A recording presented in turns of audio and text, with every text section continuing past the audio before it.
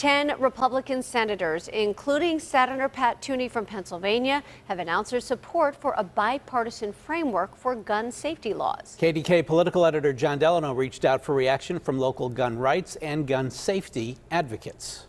The bipartisan framework, as published, is somewhat general, and we all know legislatively it's the details that will determine how meaningful this compromise will be. Still, both Second Amendment advocates and gun control proponents say they see items they like. In the wake of the deadly shooting of school children and teachers in Uvalde, Texas, Jim Stoker with Firearm Owners Against Crime, one of the strongest Second Amendment organizations in this state, likes some of the compromise provisions.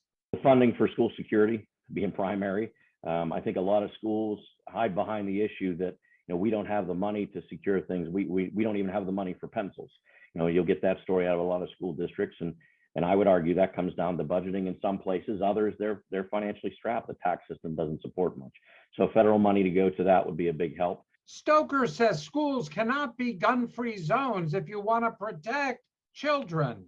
You need to have armed security there. We post armed guards in everything valuable in our lives, everything from money and jewelry to nuclear weaponry. But for some reason, what we claim to be the most valuable thing in our lives, our children, we think that a sign saying guns are not allowed is going to make the difference.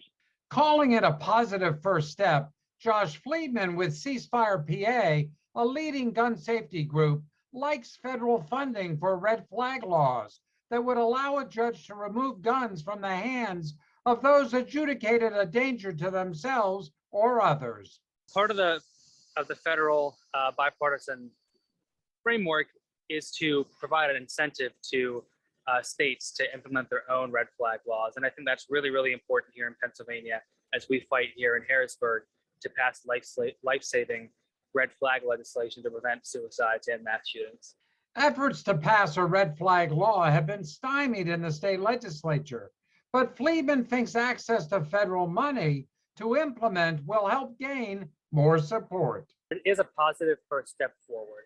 So we are urging the Senate to pass this and then to keep going. Besides these two provisions, the framework would also improve background checks for 18 to 21-year-olds, expand mental health services, and crack down on illegal straw purchases and gun trafficking. Coming up at 6, both local advocates explain how important this year's election will be to this issue. John Delano, KDKA News.